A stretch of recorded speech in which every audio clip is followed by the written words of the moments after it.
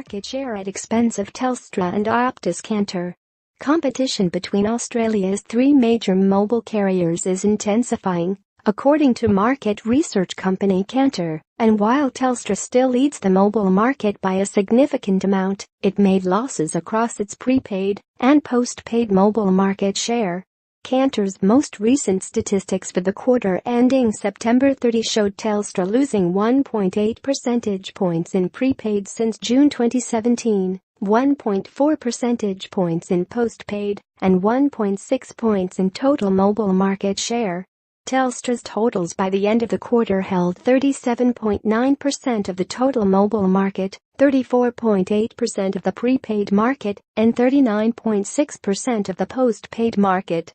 During the same period, Optus made very slight gains, increasing its prepaid market share by 0.2 percentage points to hold 22.2% of the market, and increasing its postpaid share by 0.1 points to hold 25.4%. Vodafone Australia gained market share from Telstra and Optus during the quarter, Kantar said, a reversal of recent trends, with Vodafone moving its prepaid lot upwards by 1.2 points for 15.6% of the market, and its postpaid lot by 1.3 points for 15.7% market share. Telstra and Optus are the main sources of new Vodafone customers, who have taken advantage of the double data plans on offer, with $40 to $50 plans the most popular, entitling users to up to 20 GB of data, Kantar explained. Amaysim Via likewise gained 0.8 points in prepaid and 0.4 points in postpaid for market shares of 7.7% and 3.9%, respectively. Within the prepaid market, Optus, Vodafone, and Amaysim gained share year-on-year, with this sector driving the decline in Telstra's overall share, Kantar said. The desire for cheaper calls and a larger data allowance grow as factors for influencing choice of network, with both of these reasons becoming increasingly important among customers choosing Vodafone and Amaysim. Vodafone has attracted customers in their early 20s with its generous data plans, Kantar said, while SIM-only plans are growing in popularity, which is where Amaysim is heavily concentrated. Huge data allowances in excess of 10 GB are becoming commonplace, but at more competitive prices, allowing consumers' monthly bills to shift towards mid-range prices between $30 to $60, Kantar said.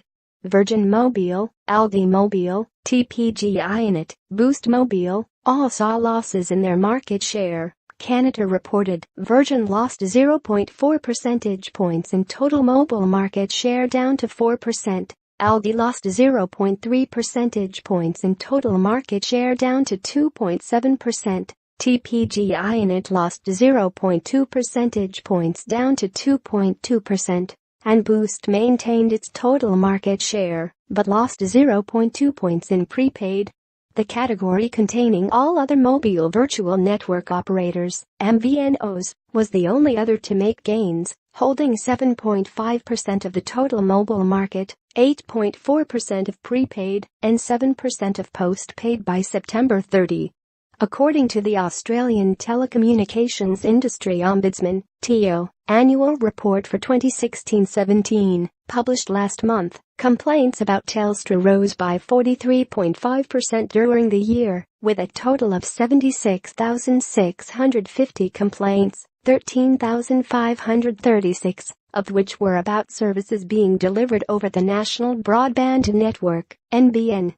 Since then, Telstra has announced that it will be compensating 42,000 NBN customers for not providing them with the speeds advertised in their plans.